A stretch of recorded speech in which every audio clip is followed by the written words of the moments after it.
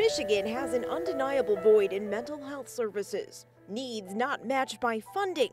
Families who say they're out in the cold. Where are these kids supposed to go? Tiffany Bryan is a mother of 3. Her oldest child struggles with mental health, and she has struggled to get him help. My son has had meltdowns. My son has become violent. He's extremely aggressive. Bryan loves her son, but says the nightmare of Newtown hit home. If he doesn't have the right supports and the right services and medications that go in with that too, things could escalate. We could end up dead before anything's really happening with him. Her family is one of many trapped by Michigan's lack of mental health parity.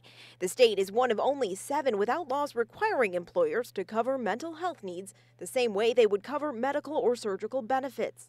That leaves many people with private plans underinsured and turning to the public system for care. We have a huge gap that's being created in this state that home and community-based care is not available unless you have Medicaid or are eligible for community mental health. Melissa Pearson, executive director of the Association for Children's Mental Health, says those caught in the middle would be able to get help with dollars set aside in the state's general fund, but that money has been eroded. Since 2009, the state has cut non-Medicaid mental health funding by more than $89 million.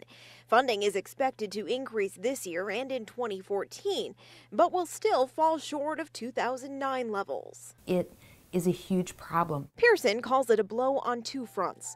As Michigan trimmed community mental health funding, she says it also funneled more patients there by rapidly closing state psychiatric hospitals.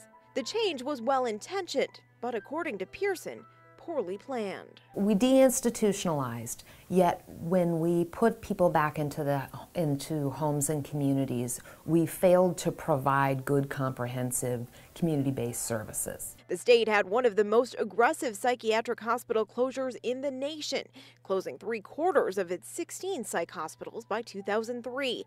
It now has just 3 public hospitals for adults and 1 for children. According to the National Nonprofit Treatment Advocacy Center, it's among the worst in the nation at caring for the severely mentally ill. A center report shows Michigan with the 4th lowest number of public psychiatric beds per capita in the country, with about 6 for every 100,000 people. This shift is bringing an increasing number of patients here to local jails or state prisons. The facilities are not equipped to handle the needs of the mentally ill, but some are reporting 1/3 or more of inmates with mental illnesses. We're maxed. I mean, we are using every hour that's available. Major Sam Davis with the Ingham County Jail says if those needs were addressed early, it's possible his jail wouldn't be so full. But unless you're suicidal, homicidal, or commit a crime, Pearson says public mental health services are hard to come by. They are turned away by mental health. Our mental health code says our community mental health centers serve the most significantly impaired individuals.